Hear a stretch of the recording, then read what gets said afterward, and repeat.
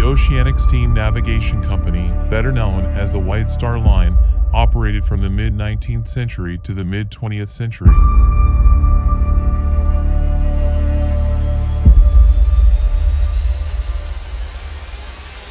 It mainly focused on operating large transatlantic ships on routes between the UK and North America.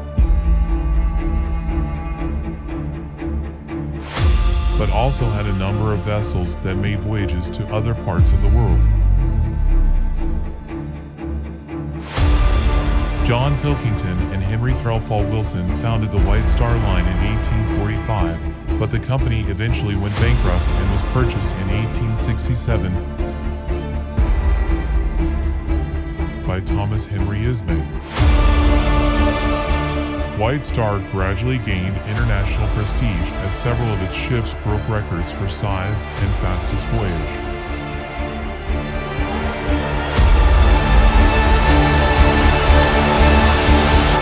The sinking of the RMS Titanic in April 1912 turned public opinion against the White Star Line and eventually led to the ouster of Bruce Ismay from the presidency. The company also lost several ships during the First World War, but still managed to remain active in the following years.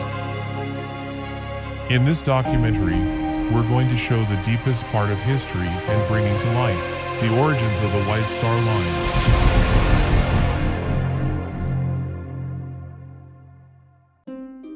John Pilkington and Henry Threlfall Wilson, two young men who began their nautical careers in the area of ship dismantling, created a ship charter company in 1845 based in Liverpool, United Kingdom. The following year, they chartered the brig Elizabeth and launched on September 26 her first voyage to Montreal, Canada. Pilkington and Wilson then engaged in transporting immigrants to New York from the United States, continuing to use chartered vessels. In 1849, they acquired their first ship of their own, a sailboat called the Iowa, shortly thereafter beginning to promote their company as the White Star Line of Boston Packets. Pilkington and Wilson continued to acquire more vessels, benefiting in 1851 from the recent discovery of gold in Australia. Many people began to want to immigrate to the country to participate in the resulting gold rush. At this point, both men also began to emphasize the safety of their ships. In addition, musical groups were being put on the boats in order to make the trips more pleasant in the wooden sailboats. As part of the business, the speed and size of the ships became increasingly relevant. The company chartered the RMS Taylor in 1853, with Pilkington and Wilson placing large bets on her. But these hopes were soon dashed. The Taylor left Liverpool on January 19, 1854 for her maiden voyage, but it soon became apparent that her equipment was faulty and that her crew were largely incompetent to operate her. The ship ended up hitting rocks 2 days later off the coast of Ireland and sank, with approximately half of those on board dying. The sinking made a huge impact in the media, but most of the blame fell on the owner of the vessel, Charles Moore and Company, who had not taken the necessary precautions before the ship entered service, let alone conducted sea trials. This allowed the White Star Line and Captain John Noble to emerge unscathed from the accident. To compensate for the financial loss caused by the Taylor, White Star commandeered several clippers, the first being the Red Jacket. The ship proved to be efficient enough, allowing the chartering of larger and faster ships such as the Shalimar, Sultana, Emma, and White Star. However, in 1856, the contract for the ships came to an end and Wilson insisted on investing in larger and larger ships in order to keep the public's attention. A fearful Pilkington had his doubts and shortly thereafter left the company. Wilson replaced him with James Chambers, renaming the firm H.T. Wilson and Chambers. White Star continued its business betting everything on sailing ships, even as steamships took up more and more space. White Star chartered its first steamship in 1863, the Royal Standard, which proved to be very effective on Australian routes. White Star under Wilson took out several large loans from several banks to continue to finance new ships, including his second steamship named Sirius. This time, Chambers was also worried and left the company, being replaced by John Cunningham, but business did not improve much and the vessel had to be sold before it even entered service. By 1867, the company's ever-increasing debt to the Royal Bank of Liverpool had reached an astronomical amount and was virtually impossible to repay. White Star's assets were all sold later that year and it officially declared bankruptcy shortly thereafter. Its flag and name were sold for just £1,000 and bought by the young English naval entrepreneur Thomas Henry Ismay. On January 18, 1868, Thomas Ismay, a director of the National Line, purchased the bankrupt company with the intention of operating large steamers on the North Atlantic service between Liverpool and New York. Ismay established the company's headquarters in Liverpool. Ismay was approached by Gustav Christian Schwab, a prominent Liverpool merchant, and his nephew, shipbuilder Gustav Wilhelm Wolff. During a game of billiards, Schwab offered to finance the new line if Ismay had his ships built by Wolff's company, Harland and Wolff. Ismay agreed, and a partnership with Harland and Wolff was established. The shipbuilders received their first orders on July 30, 1869. The agreement was that Harland and Wolff would build the ships at cost plus a fixed percentage and not build any ships for White Star's rivals. The new company had a complex organization. The shipping line was publicly known throughout its existence as the White Star Line. A debate reigned over which route Ismay hoped to dominate when the company launched. By 1870, four companies were firmly established on the route between Liverpool and New York: the Cunard Line, the Guyane Line, the Inman Line, and the more modest National Line, in which Ismay once had a share. The characteristics of the ships ordered from Harland and Wolff, however, tended to prove that Ismay had aimed for the North Atlantic from the start. The RMS Oceanic, the first vessel of the new White Star, was launched on August 27, 1870. The maiden voyage was scheduled for March 1871, with 5 other vessels being announced for the following years. Initially the SS Atlantic, SS Baltic, and SS Republic, followed by the SS Adriatic and SS Celtic, with the latter two being slightly larger than the former. The Oceanic's arrival caused quite a stir due to its size, innovative profile, and luxurious facilities for the time, including bathrooms and individual chairs in the dining rooms instead of large benches. Her arrival in New York at the end of its first tour attracted 50,000 spectators. Despite this, the Atlantic business was very competitive and White Star had to struggle to attract passengers from its rivals. The company only consolidated its place in the market in 1872, when the Adriatic won the blue ribbon for the fastest transatlantic crossing. The new White Star Line did not just focus on transatlantic service. In 1871, the company purchased the ships under construction SS Asiatic and SS Tropic, confirming the company's tradition of naming its ships ending with the letters IC. These vessels were initially put on the line for India. After the 6 ships of the Oceanic class added to another 5 already in operation was enough to establish weekly trips, Ismay decided to join Republic with Asiatic and Tropic, in addition to 2 new ones called SS Gaelic and SS Belgic, in a line for the South America in order to compete with the Pacific Steam Navigation Company. This period also marked the first tragedy of the new incarnation of the White Star Line. The Atlantic was heading for New York on the night of March 31, 1873, but the crew feared a shortage of coal, and so the captain decided to go to Halifax in Canada via a route never used before.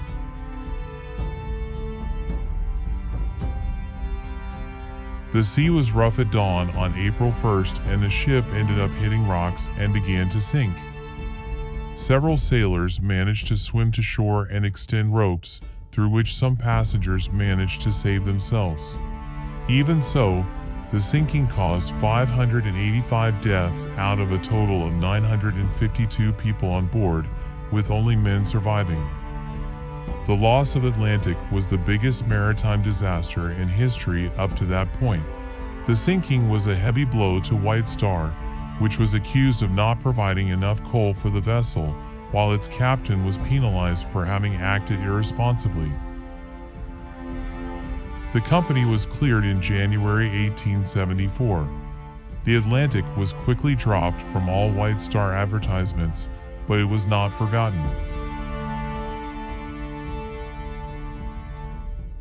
Ismay personally contributed to corporate finances and maintenance of the victims' graves, with a monument to the wreck being unveiled in 1915. Asiatic and Tropic were later sold in order to preserve the company's financial health. Republic was then placed to fill this route. After the Atlantic disaster, the White Star Line continued to expand across the North Atlantic. Gaelic and Belgic joined the 5 ships in the Oceanic class, and the company's success continued to grow. However, rival companies quickly stepped in and built larger ships in response to White Star. In counterattack, White Star ordered 2 new steamers from Harland and Wolff, faster, bigger, and heavier. Passenger capacity has also been increased.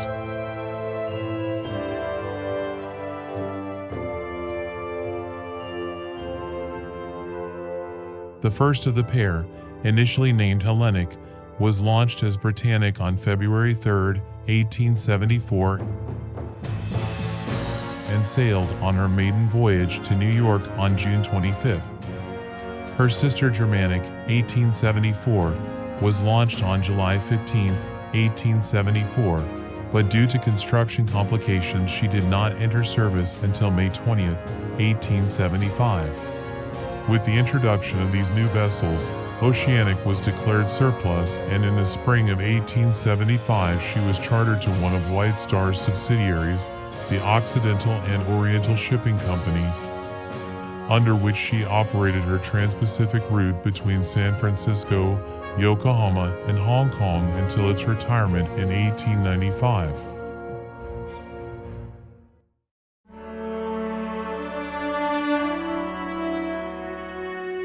The 2 new steamships proved immensely popular on the North Atlantic route, and both would eventually capture the Blue Ribbon on 2 eastbound and 3 westbound crossings within a 2-year period. Germanic took the Western record in August 1875. During that same year, the company began sharing a postal agreement with the Cunard Line, allowing its ships' names to be prefixed with RMS, Royal Mail Steamer. Over the next 12 years, White Star focused its attention on other business matters, expanding its services with the introduction of several cargo and livestock carriers in the North Atlantic, as well as establishing a small but profitable passenger and cargo service to New Zealand. In 1887, however, the Britannic and Germanic and the 4 remaining Oceanic-class ocean liners had aged significantly and were now being outpaced in speed and comfort by newer ships put into service by White Star's competitors,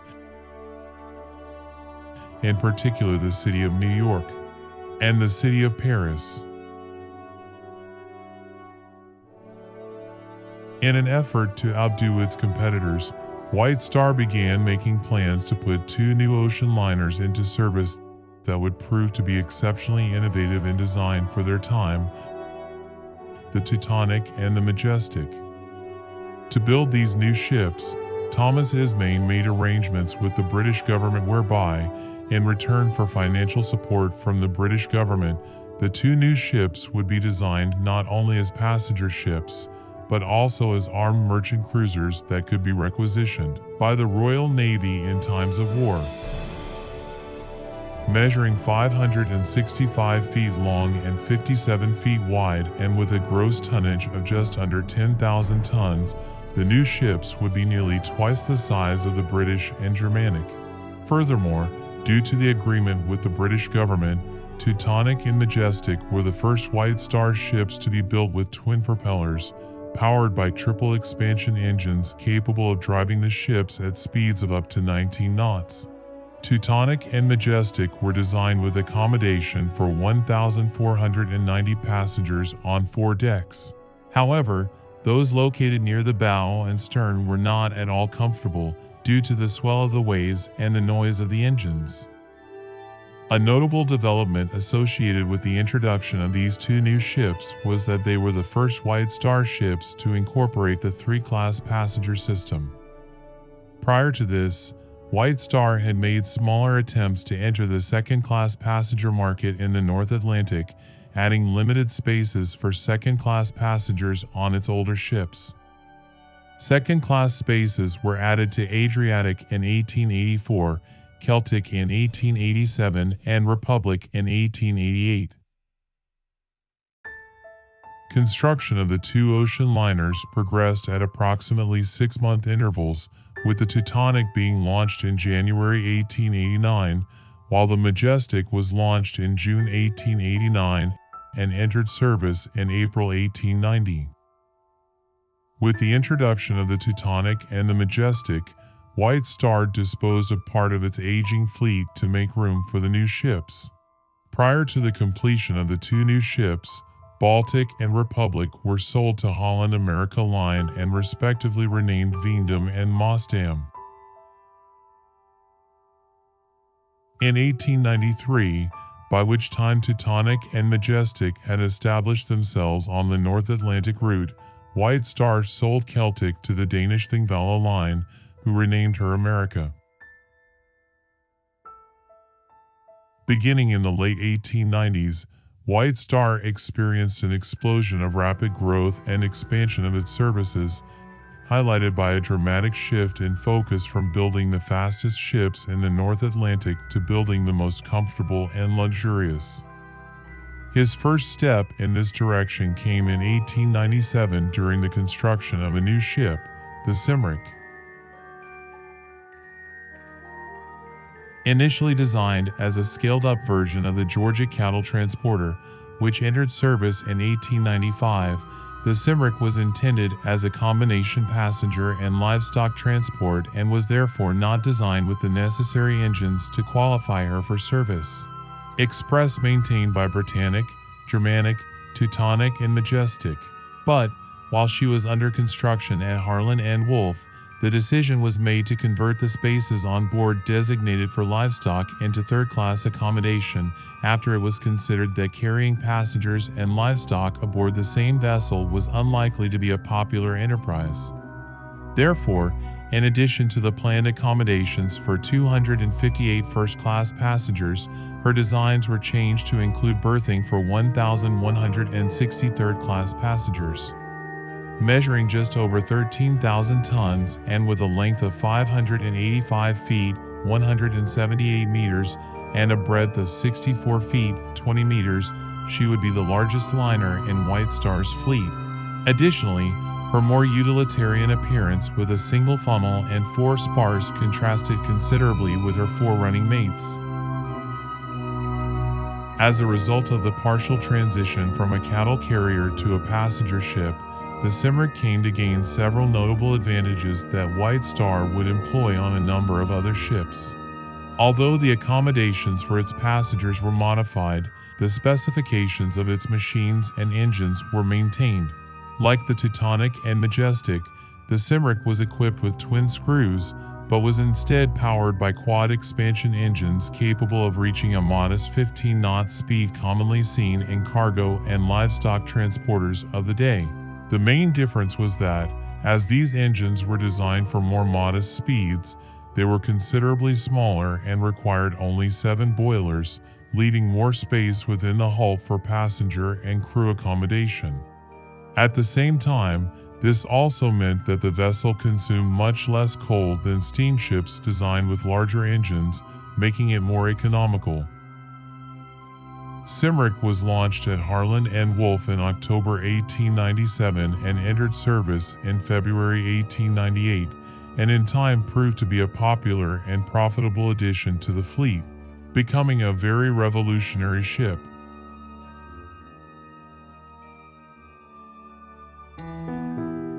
In the early months of 1897, while Shipwreck was still under construction at Harland and Wolff, it became apparent to Thomas Ismay and other company officials that a new addition to the North Atlantic fleet was needed, as White Star's fleet was beginning to wear thin, behind those of its competitors such as Cunard and North German Lloyd. By this time, the only operating Oceanic-class ship was Adriatic, which had been in service for 25 years and was beginning to show its age. The British and the Germanic were equally out of date compared to the new ships of the 1890s. The Teutonic and the Majestic had been surpassed by a number of newer ships, most recently by Lloyd's Kaiser Wilhelm der Grosse of North Germany. In response, Ismay and his partners at Harland and Wolff began designing two new ocean liners for the North Atlantic that, similarly to the Teutonic and Majestic, would go down in shipbuilding history. The new steamers, which were to be called Oceanic and Olympic, were designed to be the biggest and most luxurious the world has ever seen. In March 1897, the first keel plates of the Oceanic were laid at Harland and Wolff. Her launch on January 14, 1899 attracted an immense spectator crowd of over 50,000 people, as the Oceanic would be the last British ocean liner to launch in the 19th century, as well as the first to surpass the Great Eastern in length.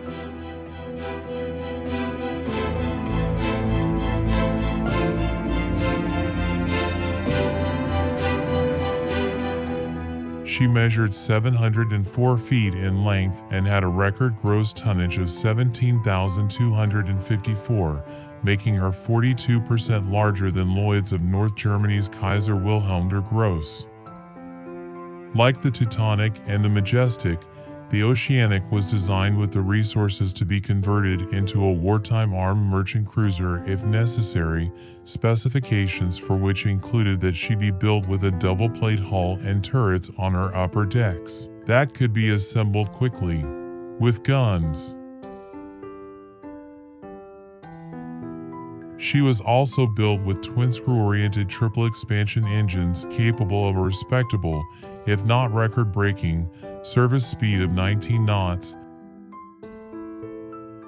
In addition, she had a considerably larger passenger capacity of just over 1,700. The Oceanic departed on her maiden voyage from Liverpool on September 6, 1899, arriving in New York to much fanfare on the morning of September 13th with 1,456 passengers on board, many of whom were satisfied with the progress of the crossing. Thomas Ismay was unable to enjoy the fruits of his labor. Just a few weeks after Oceanic was launched, he started complaining of chest pains, from which his health began to steadily deteriorate. In fact, his health began to deteriorate so rapidly that managers at White Star and Harland and Wolff decided to cancel plans to build Olympic. The name was shelved, only to be reused 12 years later. His health briefly improved, allowing him to visit Oceanic after its completion in Belfast that July. During his visit, Belfast authorities awarded him the key to the city, citing his contributions to the local economy and British merchant shipping. Sadly, Thomas passed away on November 23, 1899, at the age of 62. Control of the company passed to his son, Bruce, who was named president of the line.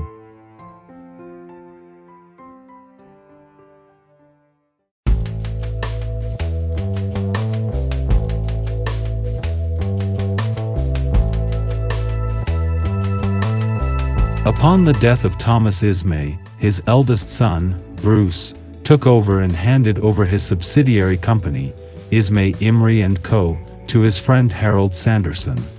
The company very quickly became involved in the Second Boer War, with several of its ships being requisitioned, starting with the freighter Nomadic in October 1899. Several ships quickly followed, including the Britannic, which proved excellent for the needs on the Boer North Atlantic route. A total of 10 ships were assisting in the war effort, 6 of them as part of their regular service. 17,000 men and 4,000 animals were transported to the conflict by White Star vessels in just over 2 years. Even before Oceanic was completed, White Star had already begun making plans for a considerably larger addition to its fleet. This time around, the plans were essentially the same as Oceanic, just taking considerably bigger steps in innovation.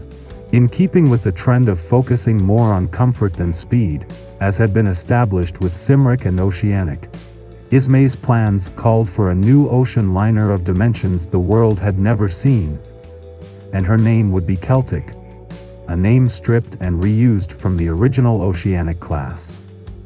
Initial designs for the Celtic had her at 680 feet in length, slightly shorter than the Oceanic but with a greater width of 75 feet.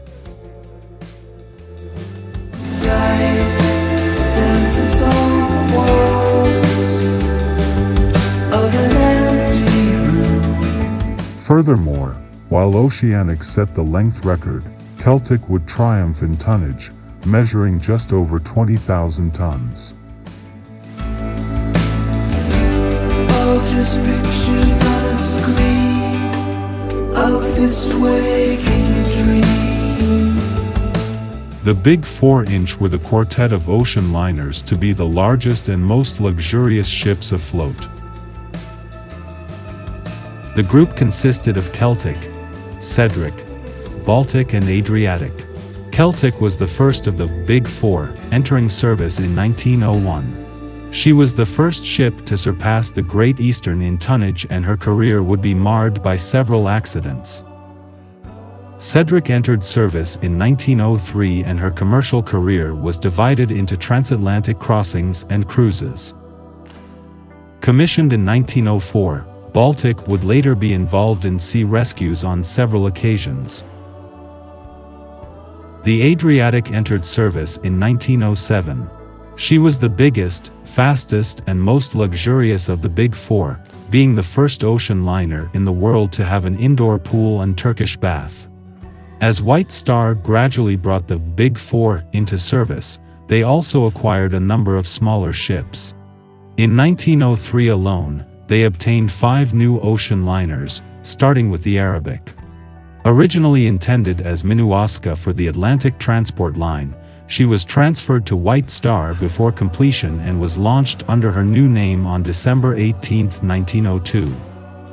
She was similar in size and appearance to the Shipwreck.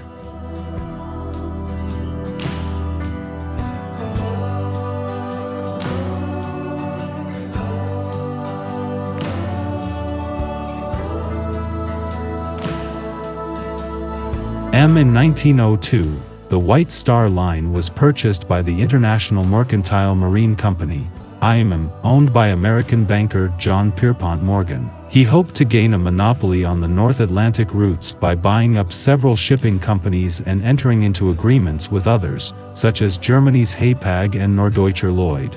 To close the deal, Morgan offered the company's shareholders 10 times the value of the profits generated in 1900, which was a very good year for the company. The Ismay family were initially reluctant to accept, knowing that Thomas Ismay would have been radically opposed to the idea had he still been alive. However, Bruce Ismay ended up agreeing. His brother, as well as 2 of the other 5 directors of Ismay, Imrie and Company, left the company at this time. As a result of the acquisition of IMM, White Star obtained 4 newly completed ocean liners for the Dominion Line, Columbus, Commonwealth, New England and Mayflower. These 4 ocean liners were owned and operated by the Dominion Line for its services between Liverpool and Boston, as well as her Mediterranean cruises and emigrant route, which also connected to Boston. In addition to acquiring these ships, White Star also acquired control of the routes. After acquisition by White Star, The 4 ocean liners were renamed Republic, Canopic, Romantic and Cretic respectively. These 4 ships were very similar in appearance to the Cymric and Arabian, all having a single funnel with either 2 or 4 masts, and capable of service speeds of between 14 and 16 knots. They all also fell within the same range in terms of dimensions, with lengths between 550 and 582 feet. Republic, which in time would earn the nickname the Ship of Millionaires, had the largest capacity, with accommodation for 2,400 passengers. The arrival of new ships to the White Star Line fleet resulted in major changes in operations and an expansion in routes. All this to maintain financial and passenger balance. In 1907, the RMS Suvic ran aground off the south coast of England and had one of the most remarkable rescues to date, with all passengers and crew being rescued alive. After the accident, the ship was intentionally split in 2, the bow was abandoned and a new section was built and attached to the salvaged stern, allowing Suvic to be returned to service. In the early months of 1907, White Star began preparations for another extension of its North Atlantic services, establishing an express service to New York with departures from Southampton every Wednesday. White Star moved its express service from Liverpool to Southampton in 1907, giving them the advantage of a continental stopover at Cherbourg that allowed the ship to carry more passengers. This service was initially provided by Teutonic, Majestic, Oceanic and Adriatic, the latter being slower but capable of carrying many more passengers. A ferry, the Gallic, was also purchased to assist with passengers and luggage during the French stopover. This solution, however, was temporary, and the company was already planning the arrival of much larger and faster vessels to establish a regular and more efficient service. As Harland and Wolff began building the new Olympic class, White Star continued to diversify its activities. Its Southampton establishment sparked a price war between the companies, which drastically reduced its third-class fares. It was at this time that the North Atlantic Conference was created to regulate fares and sailings according to demand. In 1909, White Star took over part of the Dominion Line's activities. 2 of this company's ships, then under construction, were transferred to White Star and became Laurentic and Mercantile, bringing the company to the Canadian route. These 2 ships also served as a testing ground for the method of propulsion for Olympic-class ocean liners. I'm so ashamed of what we've done. Bullet to the head, hit and run, and now everything's so empty. I'm afraid to lose what I've become. Been so caught up in what we've done. Don't know what's right and what is wrong anymore. Been so ashamed of what we've done. Bullet to the head, hit and run, and now everything's so empty. But the feels in my mind. When entered into service in June 1911, Olympic was an immediate and highly satisfactory success, with White Star ordering a 3rd ship, Britannic. The initial success was quickly interrupted. On September 20, 1911, Olympic was damaged after a collision with the cruiser HMS Hawke, which led to her return to the dockyard for extensive repairs and the postponement of Titanic's entry into service. Titanic finally entered service in April 1912, but her career was to be short. She was lost after colliding with an iceberg on her maiden voyage, causing the deaths of around 1,496 people.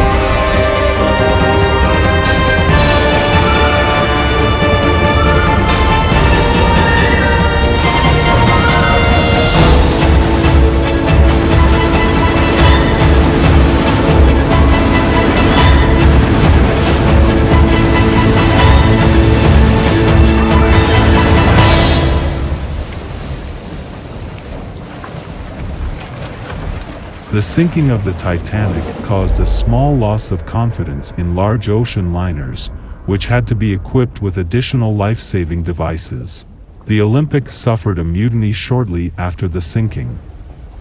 The vessel was withdrawn from service in October 1912 and was extensively refitted to improve her safety. She returned to service in March 1913. Construction of Britannic was delayed to allow lessons learned from her sister's sinking to be implemented in her design. When World War I broke out, White Star's fleet became a major problem. At the time, she controlled 35 ships, all of which served in the war effort. The Southampton route was cut short to avoid losses, and only the Baltic and Adriatic remained on the Liverpool to New York route, quickly joined by ships borrowed from the Red Star Line, Lapland, Zealand, and Vaterland. Oceanic, Teutonic, Celtic and Cedric were quickly converted into auxiliary cruisers, and joined the 10th Squadron of the Royal Navy. Majestic escaped the fighting and was scrapped a few weeks before the conflict broke out. The company's first wartime loss was Oceanic, which ran aground and was lost on September 8, 1914. The first White Star ship lost to enemy action was the Arabian, which was torpedoed off the Irish coast in August 1915, with the loss of 44 lives. November 1916 would see the loss of Britannic, the third and final ship of the Olympic class, which sank after hitting a naval mine while in service as a hospital ship. The Britannic was the company's biggest loss and also the biggest ship sunk during the conflict. 1916 also saw the loss of the Shipwreck, which was torpedoed off the Irish coast in May, and also the freighter Georgic, which was sunk in December with her cargo of 1,200 horsepower. '"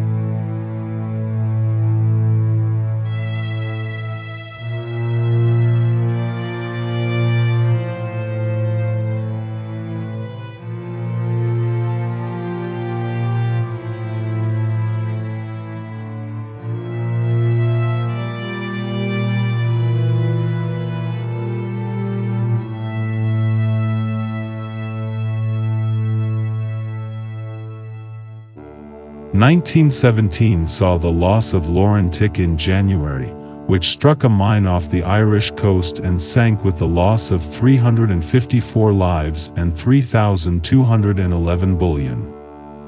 The following month, the liner Afric was sunk by a torpedo in the English Channel, as was the Delphic in August. Another major loss occurred in 1918 when Justitia, an ocean liner requisitioned from Holland America Line and operated by White Star, was torpedoed and sunk. Many White Star ships were requisitioned for various types of wartime service, most commonly for use as troop ships. The most notable of these was the Olympic, which carried over 200,000 troops during the conflict. Some ships, still under construction when war broke out, were sent into military service unfinished and not completed until after the war. This was the case on SS Belgland and SS Vedic. The company lost 10 ships over the course of the conflict. With the end of hostilities, her surviving ships were decommissioned to resume commercial service. After the war, the White Star Line found itself in a difficult situation. Of her 3 Olympic-class giants, only one remained to resume commercial service. Losses on other routes were also far from negligible. After the end of hostilities in November 1918, the Big Four resumed service from Liverpool with help from Lapland, Belgic, and the briefly chartered Cleveland. In July 1919, Cretic and Canopic resumed their service in the Mediterranean. In September 1919, Lapland and the Adriatic reopened the Southampton route.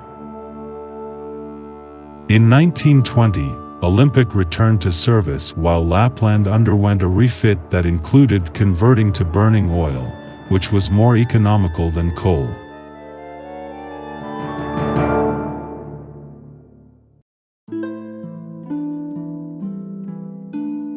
After the ships that survived the conflict returned to service, the company still had to compensate for its losses, which it decided to do by buying as many used ships as possible and sometimes lending them to other shipping companies within the IMM.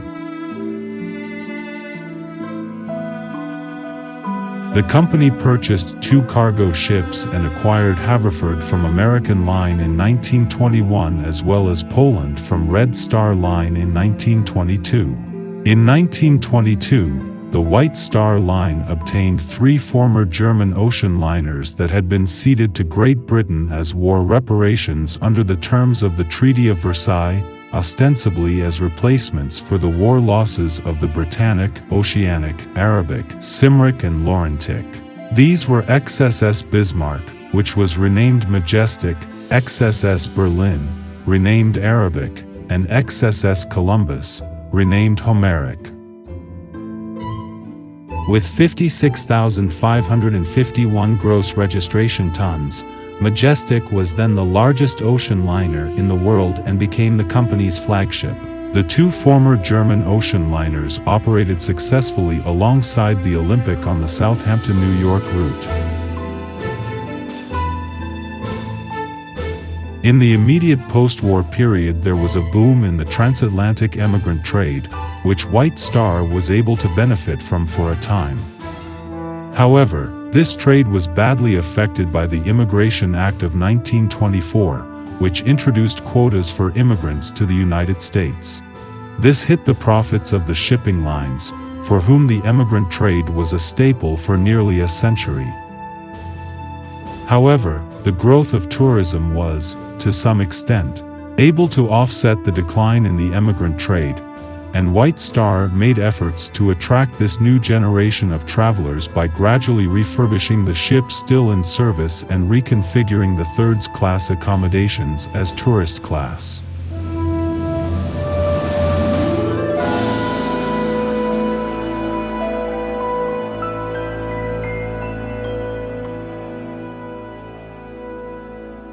In the post-war period, the situation of the International Mercantile Marine Company was precarious.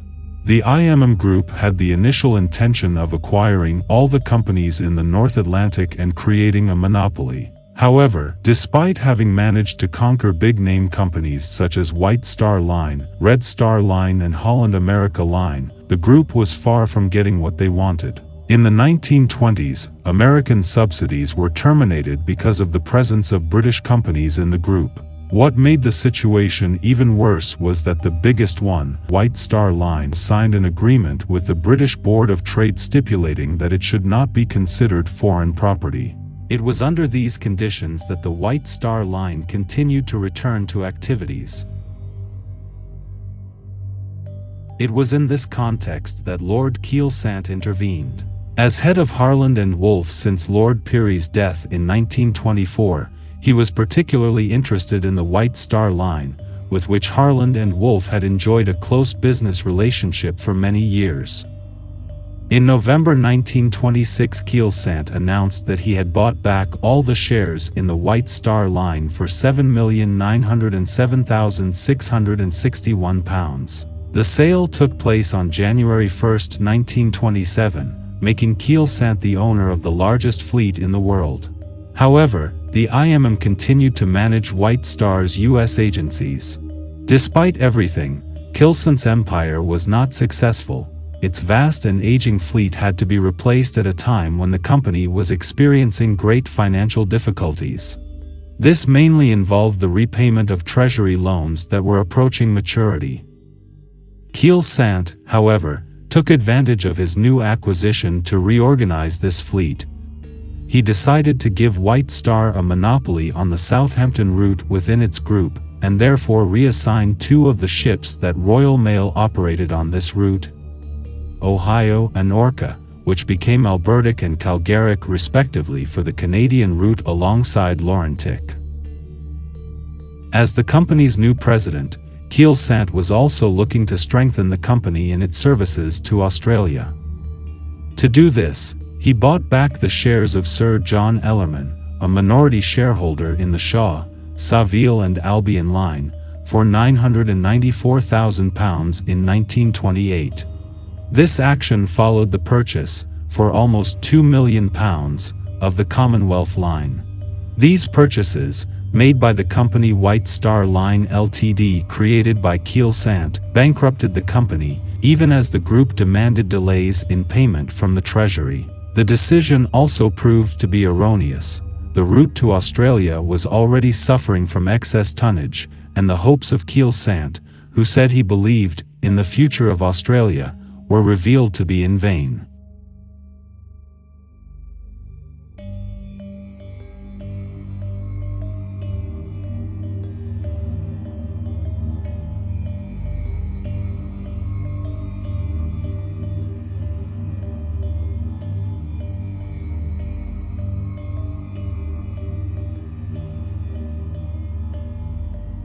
In 1928 a new Oceanic was commissioned and her keel was laid the same year at Harland and Wolff. The 1,000-foot-long ocean liner was supposed to be a motor vessel propelled by the new diesel-electric propulsion system. However, while the construction of the keel was taking place, work was interrupted during 1929, initially to study the new propulsion device. But construction never resumed. Her keel was dismantled and the steel used in the construction of other ships. The Great Depression of 1929 put an end to the project. Since Lord Keel Sant took over the company, he has diverted a lot of resources. Keel Sant was arrested and sentenced to 1 year in prison, and even though he was acquitted, he was still found guilty in a complex scheme of document forgery.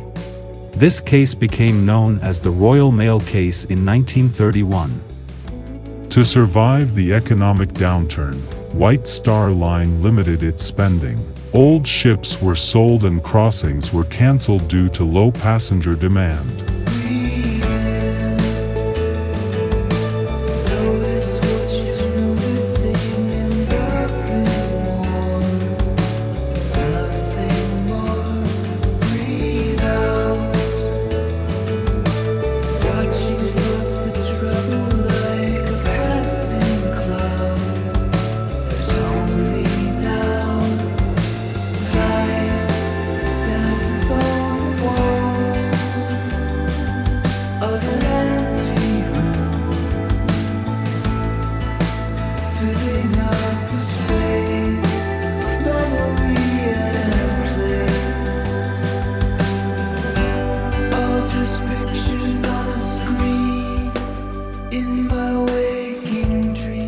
Passengers on the transatlantic route numbered 172,000 in 1928, and the following year the number dropped to 157,900.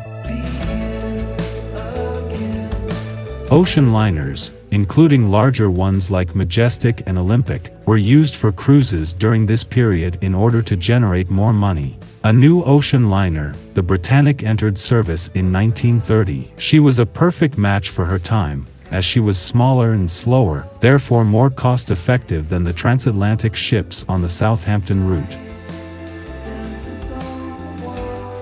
She immediately became the company's most money-making ship, and a sister ship, Georgic, joined her in 1932. However, the situation was not favorable for the company, which in 1930 registered the first deficit in its history, a difficulty that remained in the following years.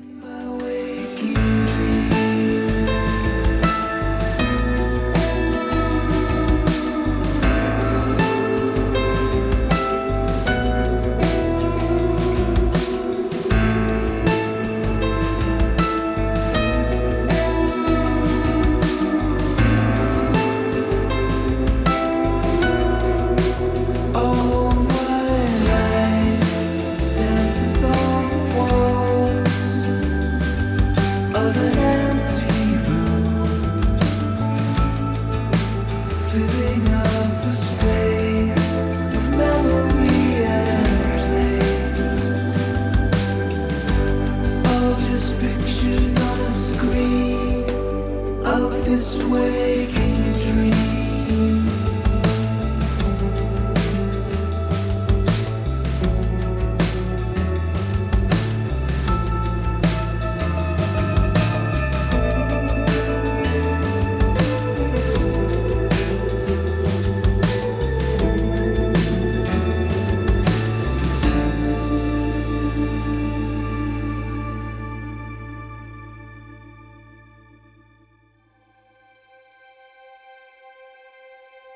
Kilson's departure in 1931 left his business empire in a state of disrepair. It was expected then, the liquidation of its entire fleet. The operation began in 1932, being the most complex ever made, due to the size and number of companies involved. Another heavy blow hit White Star when the Australian government demanded repayment of £1 million still owed after Kilson's purchases. The company was unable to pay its debt and its ships serving the Australian route were sold to a new company, Aberdeen Line Ltd, in 1933. In the same year, when the company appeared to be bankrupt, discussions began to consider a merger with Cunard Line, which was also in financial difficulties.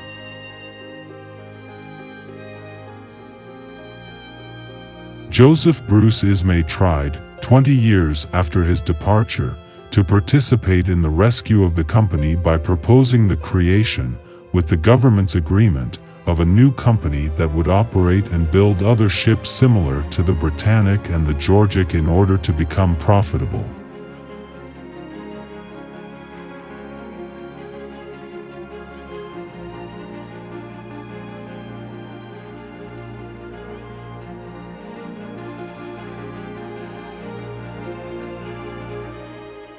The idea did not come to fruition and Ismay died soon after without having been able to do more. Meanwhile, other aging ships were being scrapped without being replaced, famously the Big Four, with the exception of the Adriatic.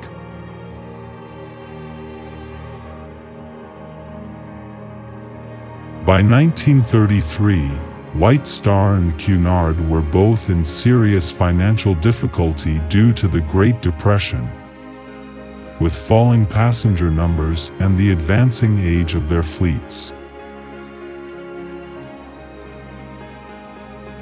Work was halted on Cunard's new giant, number 534, later the Queen Mary, in 1931 to save money. In 1933, the British government agreed to provide assistance to the two competitors on the condition that they merged their North Atlantic operations. The agreement was concluded on December 30, 1933. The merger took place on May 10, 1934, creating Cunard White Star Limited. White Star contributed 10 ships to the new company, while Cunard contributed 15. Due to this agreement, and as Hull 534, later the Queen Mary, was Cunard's ship, 62% of the company was owned by Cunard shareholders and 38% of the company was owned by White Star's creditors. A year later, in 1935, Olympic was withdrawn from service and scrapped in 1937. In 1936, the former White Star Majestic was sold when hull number 534, now called the Queen Mary, replaced her in the express courier service.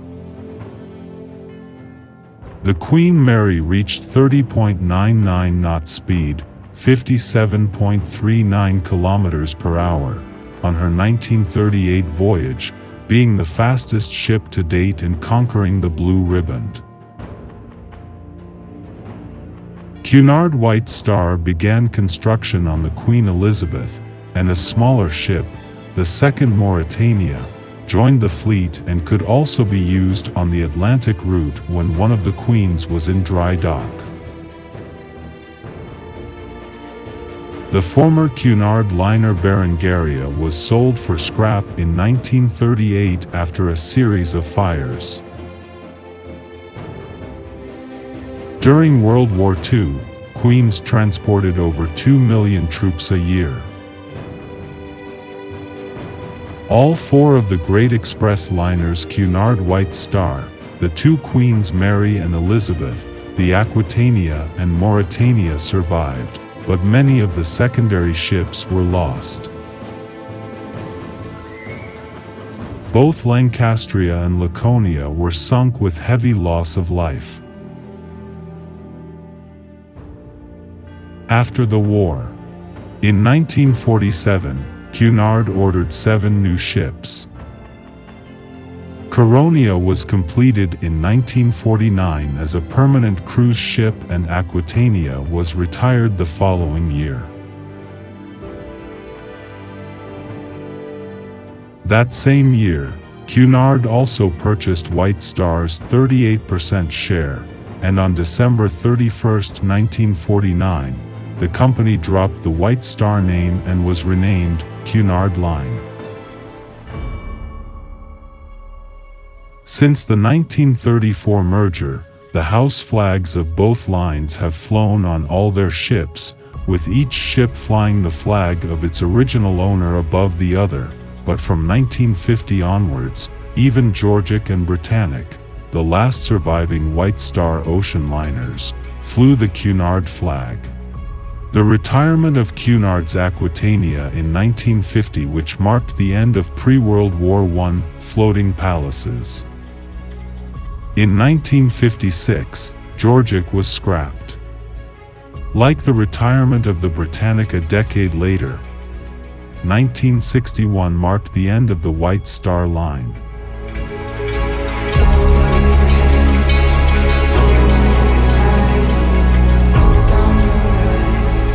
All Cunard ships flew the Cunard and White Star Line flags on their masts until the end of 1968. This was likely because Nomadic remained in service with Cunard until November 4, 1968, and was sent to the wrecking yard. However, it was purchased for use as a floating restaurant. After this, the White Star flag was no longer flown. The White Star name was removed from Cunard operations.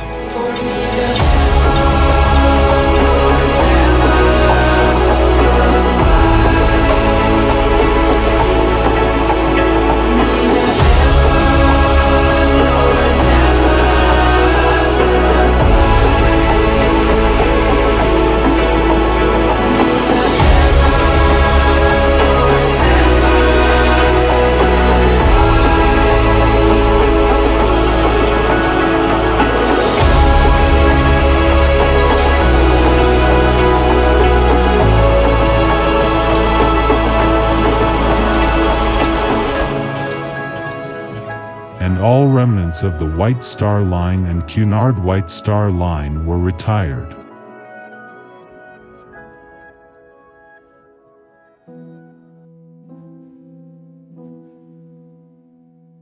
In 1974, the ship was acquired by a private buyer, Yvonne Vincent, who converted it into a restaurant on the Seine River in Paris, France, and restored its original name. The restaurant operated from 1977 to 1999, and the vessel was abandoned again. White Star Line's main offices still exist in Liverpool, on James Street, within sight of their rival's grander headquarters, the Cunard Building. The building has a plaque commemorating the fact that it was the headquarters of the White Star Line.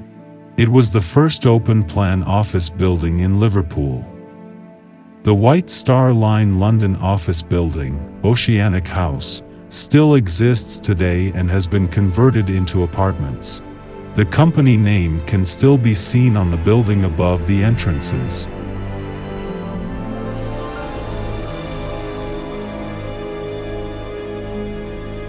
The Southampton offices still exist, now known as the Canute Chambers. The last surviving ship of the White Star Line was purchased by the Northern Ireland Department for Social Development in January 2006. She has since been returned to Belfast, where she has been fully restored to her original, elegant 1912 design under the protection of the Nomadic Preservation Society. She is currently serving as an external display for the Titanic Belfast Museum, a museum dedicated to the history of the White Star Line and its most famous ship, the Titanic. The historic Nomadic opened to the public on May 31, 2013. In 1995, Cunard Line introduced White Star service to the Queen Elizabeth II as a reference to the high standards of customer service expected from the airline. The term is still used today aboard the Queen Mary II, Queen Victoria and Queen Elizabeth, and as of 2024 aboard the new ship Queen Anne.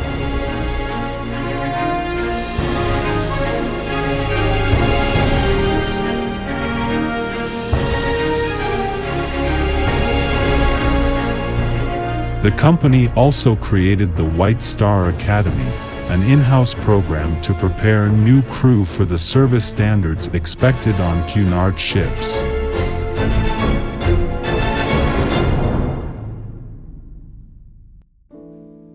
The White Star flag is flown on all Cunard and Nomadic ships every April 15th in memory of the Titanic disaster.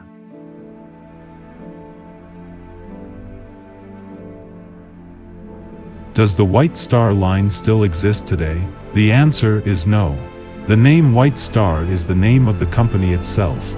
The line of White Star Line does not exist anymore, because the line means the living line of passengers, and White Star is no longer line.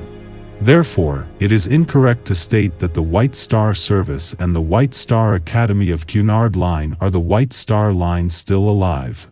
It is also worth remembering that the Titanic only started to become famous after the dismantling of its twin sister, the Olympic, in the 1930s. Before that, a huge superstition revolved around the ship, a fanaticism that still haunts the ship.